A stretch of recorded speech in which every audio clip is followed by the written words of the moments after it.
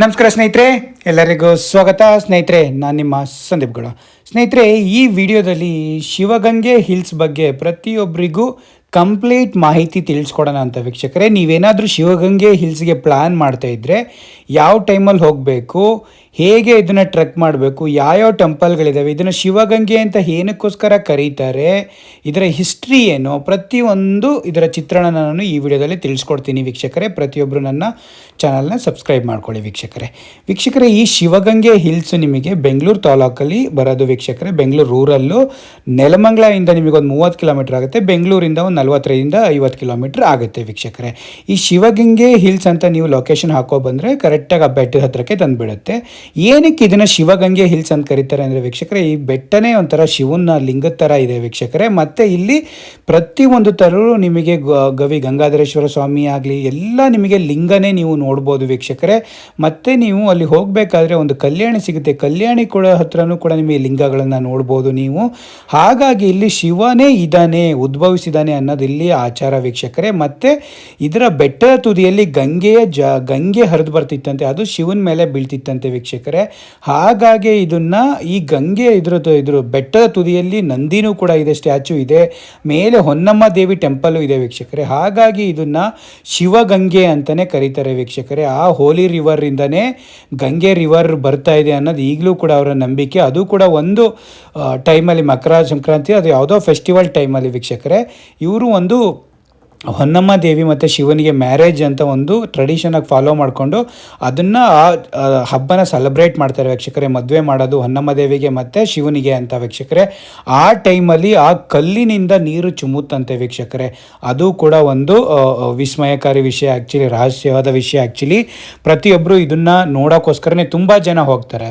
ಇದ್ರ ವಿಶೇಷತೆಗಳು ಏನು ಮತ್ತು ಯಾವ ಟೈಮಲ್ಲಿ ಹೋಗಬೇಕು ವೀಕ್ಷಕರೇ? ನೀವು ಬೆಸ್ಟ್ ಅಂದರೆ ನನಗೆ ನೀವು ಜೂನ್ ಜುಲೈಯಿಂದ ನೀವು ಹೋಗಬೇಕು. ಅವಾಗ ಗ್ರೀನರಿ ಇರುತ್ತೆ ಸ್ವಲ್ಪ, ಜುಲೈ ಟೈಮಲ್ಲಿ, ಆಗಸ್ಟ್ ಟೈಮಲ್ಲಿ ಎಲ್ಲವ ಹತ್ತಕ್ಕೂ ಚೆನ್ನಾಗಿರುತ್ತೆ, ವೆದರು ಅಷ್ಟೇ ಪ್ಲೆಸೆಂಟ್ ಆಗಿರುತ್ತೆ. ಬಟ್ ನೀವೇನಾದ್ರು ಸಮ್ಮರಲ್ಲಿ ಹೋದರೆ ನೀವು ಎಷ್ಟು ಡ್ರೈನ್ ಆಗ್ತೀರಾ, ತುಂಬಾ ಅಂದರೆ 1-1.5 ಕಿಲೋಮೀಟ್ರ್ ಫುಲ್ ಆ ಸ್ಟೋನ್ ಕಲ್ ಮೇಲೆಲ್ಲ ಹತ್ತಬೇಕಲ್ಲ, ತುಂಬಾ ಹೀಟ್ ಇರುತ್ತೆ ವೀಕ್ಷಕರೇ. ಕಲ್ ಮೇಲೆ ಹತ್ತಬೇಕಾದ್ರೆ ಸ್ವಲ್ಪ ಜನ ಎಲ್ಲ ಸ್ಲಿಪ್ಪರ್ ಹಾಕೊಂಬರ್ತಾರೆ, ಬಟ್ ನನ್ನ ಪ್ರಕಾರ ಸ್ಲಿಪ್ಪರ್ ಎಲ್ಲ ಕೆಳಗಡೆ ಬಿಟ್ಕೊಂಡು ಬೇರ್ ಫುಟಲ್ಲಿ ಹತ್ತೋದಿದೆಯಲ್ಲ ಬರೀ ಕಾಲಲ್ಲಿ, ಅದು ತುಂಬಾ ಒಳ್ಳೆಯದು ವೀಕ್ಷಕರೇ. ಹಾಗಾಗಿ ತುಂಬ ಜನ ಬರೀ ಕಾಲಲ್ಲಿ ಬರ್ತಾರೆ, ಸ್ವಲ್ಪ ಜನ ಸ್ಟೆಪ್ಸ್ ಹತ್ಕೊಂಡು. ಏನಕ್ಕೆ ಅಂದರೆ ನೀವು ಟೆಂಪಲ್ ಎಂಟ್ರೆನ್ಸ್ ಒಳಗಡೆ ಎಲ್ಲ ಇದನ್ನೇ ಹಾಕ್ಕೊಂಡು ಹೋಗೋದು, ಏನಕ್ಕೆ ಅದು ಸ್ಟೆಪ್ಸ್ಗೆಲ್ಲ ಸ್ಲಿಪ್ಪರಲ್ಲಿ ಹತ್ಕೊಂಡು ಹೋಗೋದಿದೆಯಲ್ಲ, ಅದು ಒಳ್ಳೇದಲ್ಲ ಅನಿಸುತ್ತೆ ಆ್ಯಕ್ಚುಲಿ ಸ್ಟೆಪ್ಸ್. ಬಿಕಾಸ್ ಅಲ್ಲಿ ಒಂದು 50-100 ಸ್ಟೆಪ್ಸ್ ಇದ್ದಾವೆ ಗಂಗಾಧರೇಶ್ವರ ಟೆಂಪಲ್ಗೆ ಹೋಗಿ. ಅಲ್ಲೇ ನೀವು ಮಧ್ಯದಲ್ಲೇ ನೀವು ಬೆಟ್ಟಕ್ಕೆ ದಾರಿ ಅಂತ ಬರ್ತಿದೆ, ಆ ಬೆಟ್ಟದ ದಾರಿ ಹತ್ರ ನೀವು ನಡ್ಕೊಂಡು ಹೋಗಬೇಕು ವೀಕ್ಷಕರೇ. ನೀವು ಬೆಸ್ಟ್ ಟೈಮ್ ನಾನು ಹೇಳಿನಲ್ಲ, ಆವಾಗಲೇ July, August, September, October, November, December ತನಕನೂ ಬಿಸಿಲು ಬರೋ ತನಕ ನೀವು ಹೋಗ್ತಾ ಇರಿ ವೀಕ್ಷಕರೇ. ತುಂಬ ಚೆನ್ನಾಗಿರುತ್ತೆ.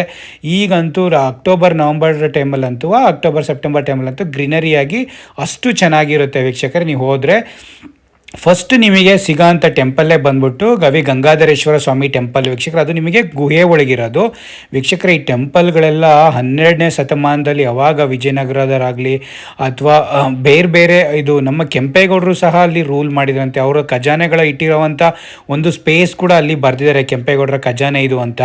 ಮತ್ತು ಆ ಟೆಂಪಲಿಂದನೇ ವೀಕ್ಷಕರೇ ಮೇಲಕ್ಕೆ ಇದ್ರ ಹತ್ರಕ್ಕೆ ಬೆಟ್ಟದ ಮೇಲಕ್ಕೆ ತುದಿ ಹತ್ರಕ್ಕೆ ಒಂದು ಗುಹೆನೂ ಕೂಡ ಇದೆ ಅಂತ ವೀಕ್ಷಕರು. ಅವೆಲ್ಲ ರಹಸ್ಯ ಕಾಲಗಳು, ಅವೆಲ್ಲ ರಾಜರ ಕಾಲದಲ್ಲಿ ಇದು ಮಾಡಿರೋ ಅಂಥ ಪ್ರತಿಷ್ಠಾಪನೆ ಮಾಡಿರೋ ಅಂಥವೆಲ್ಲವೂ, ಮತ್ತು ಆ ಗುಹೆಗಳನ್ನೆಲ್ಲ ಕೆತ್ತನೆ ಮಾಡಿರೋದು ವೀಕ್ಷಕರೇ. ಹಾಗೆಯೇ ತುಂಬ ಫೇಮಸ್ ಇಲ್ಲಿ. ಹಾಗಾಗಿ ಪ್ರತಿಯೊಬ್ಬರು ಯಾರೇ ಬರಬೇಕು ಅಂದ್ರೂ ಬೆಟ್ಟನ ಟ್ರೆಕ್ ಮಾಡಿಕೊಂಡು 1.5 ಕಿಲೋಮೀಟರ್ ನಿಮಗೆ ಒಳಕಲ್ ತೀರ್ಥ ಅಂತ ಸಿಗುತ್ತೆ ವೀಕ್ಷಕರೇ. ಆ ಒಳಕಲ್ ತೀರ್ಥ ಸ್ವಾಮಿ ಅಲ್ಲೇ ತುಂಬಾ ಪ್ರಸಿದ್ಧ. ಅದು ಪ್ರತಿಯೊಬ್ಬರಿಗೂ ಕೈಗೆ ಸಿಗಲ್ಲ, ನೀವು ಕೈ ಹಾಕಿರಿ ಆ ನೀರು ಸಿಗಬೇಕು, ಆದರೆ ಆ್ಯಕ್ಚುಲಿ ಅದು ಕೈಯಾಗಿ ಸಿಗಲ್ಲ ತುಂಬ ಜನಕ್ಕೆ. ನೀವೇನಾರು ಅಂದ್ಕೊಂಡು ಒಳಗಡೆ ಕೈ ಹಾಕ್ಕೊಂಡ್ರೆ ಅದು ನೀರು ಬಂದು ಸಿಕ್ಕೊಂಡ್ರೆ ಅದನ್ನೇ ತೀರ್ಥ ಅಂತ ತಲೆಗೆಲ್ಲ ಹಾಕ್ಕೊಂಡು ಎಲ್ಲರಿಗೂ ಇದು ಮಾಡ್ತಾರೆ ವೀಕ್ಷಕರೇ. ತುಂಬ ಜನಕ್ಕೆ ಸಿಗಲ್ಲ ಆ್ಯಕ್ಚುಲಿ, ಅದು ತುಂಬ ಜನಗಳಿಗೆ ಸಿಗುತ್ತೆ. ಈ ಒಂದು ಕೈ ನಿಮಗೆ ನಿಡುತ್ತಾ ಇದ್ದವರಿಗೂ ಒಬ್ಬೊಬ್ಬರಿಗೆ ಚಿಕ್ಕ ಮಕ್ಕಳಿಗೂ ಸಿಕ್ಬಿಡುತ್ತೆ. ಆ ಥರ ಅದು ತುಂಬಾ ಪ್ರಸಿದ್ಧ ವೀಕ್ಷಕರೇ ಈ ಒಳಕಲ್ ತೀರ್ಥ.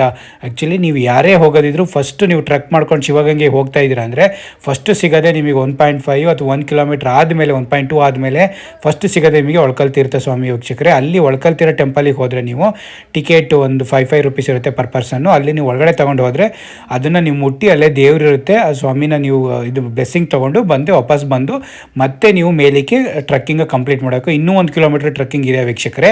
ಆಲ್ಮೋಸ್ಟ್ ನಿಮಗೆ 2.3 ಕಿಲೋಮೀಟರ್ ನಿಮಗೆ ಟ್ರಕ್ಕಿಂಗ್ ಶಿವಗಂಗೆ ಹಿಲ್ಸಿಗಾಗುತ್ತೆ.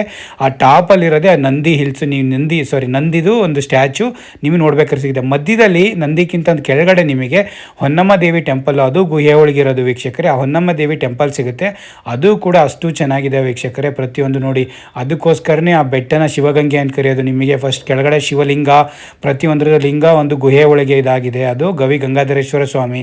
ಮೇಲೆ ನಿಮಗೆ ಹೊನ್ನಮ್ಮ ದೇವಿ, ಪಾರ್ವತಿ ದೇವಿ ನೆಲೆಸಿರೋದು ಅಲ್ಲಿ ಮೇಲೆ ಇದ್ರ ಟಾಪಲ್ಲಿ.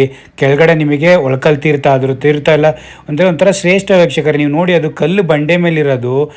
ನಿಮಗೆ ನೀವು ಸಮ್ಮರಲ್ಲಿ ಹೋದ್ರೂ ಅದು ಕರ್ಗಲ್ಲ, ಇದಾಗಲ್ಲ, ನೀರು ಇದ್ದೇ ಇರುತ್ತೆ ಯಾವಾಗಲೂ. ಅಲ್ಲೂ ಬ್ಲೆಸ್ಸಿಂಗ್ ತಗೊಳ್ಳಿ. ಮತ್ತು ಮೇಲಕ್ಕೆ 1 ಕಿಲೋಮೀಟ್ರ್ ಹೋಗಿ ಅಲ್ಲೊಂದು ಚೂರು ಟ್ರೆಕ್ಕಿಂಗ್ ಸ್ವಲ್ಪ ಸ್ಟೀಪ್ ಇದೆ, ಅಲ್ಲೂ ನೋಡ್ಕೊಂಡು ಟ್ರೆಕ್ ಮಾಡ್ಕೊಳ್ಳಿ.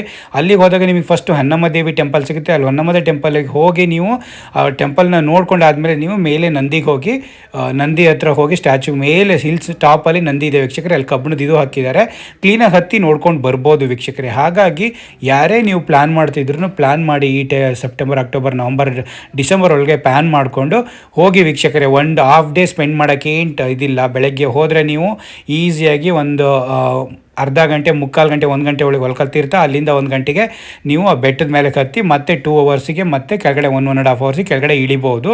ಅಲ್ಲೇ ಗವಿ ಗಂಗಾಧರೇಶ್ವರ ಸ್ವಾಮಿನೂ ನೀವು ಬ್ಲೆಸ್ಸಿಂಗ್ಸ್ ತೊಗೊಂಡು, ಹೊನ್ನಮ್ಮ ದೇವಿ ಟೆಂಪಲ್ದು ಕೂಡ ಬ್ಲೆಸ್ಸಿಂಗ್ ತೊಗೊಂಡು ಕೂಡ ನೀವು ಕೆಳಗಡೆ ಇಳ್ತಿ ಬರ್ಬೋದು ವೀಕ್ಷಕರೇ. ಇದು ಇನ್ನೊಂದು ವಿಶೇಷ ಏನಂದರೆ 4 ಇದು ಸೈಡಿಂದ, ಈಸ್ಟು, ವೆಸ್ಟು, ಸೌತು, ಇದರಿಂದ ನೋಡಿದರೆ, ಈಸ್ಟಿಂದ ನೋಡಿದರೆ ಬೆಟ್ಟ ಶಿವಗಂಗೆ ಥರ ಬುಲ್ದು ನಂದಿ ಕಾಣಿಸುತ್ತೆ, ವೆಸ್ಟಿಂದ ನೋಡಿದರೆ ಗಣೇಶ ಥರ ಕಾಣಿಸುತ್ತೆ, ನಾರ್ತಿಂದ ನೋಡಿದರೆ ಸರ್ಪ ಥರ, ಸೌತಿಂದ ನೋಡಿದರೆ ಶಿವಲಿಂಗನ ಥರ ಕಾಣಿಸುತ್ತೆ ವೀಕ್ಷಕರೇ ಈ ಬೆಟ್ಟ.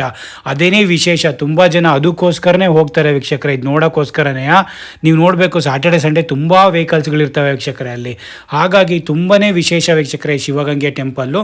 ಎಲ್ಲ ದಿಕ್ಕಲ್ಲೂ ನೀವು ವೀಕ್ಷಣೆ ಮಾಡಿ, ನೀವು ಅಧ್ಯಯನ ಮಾಡ್ಕೊಳ್ಳಿ, ಇದ್ರ ಬಗ್ಗೆ ತಿಳ್ಕೊಳ್ಳಿ, ಇದಕ್ಕೆ ವೀಕ್ಷಣೆ ಮಾಡಿ ಮತ್ತು ಇಲ್ಲಿಗೆ ಹೋಗಿ ವೀಕ್ಷಕರೇ. ತುಂಬ ಚೆನ್ನಾಗಿದೆ.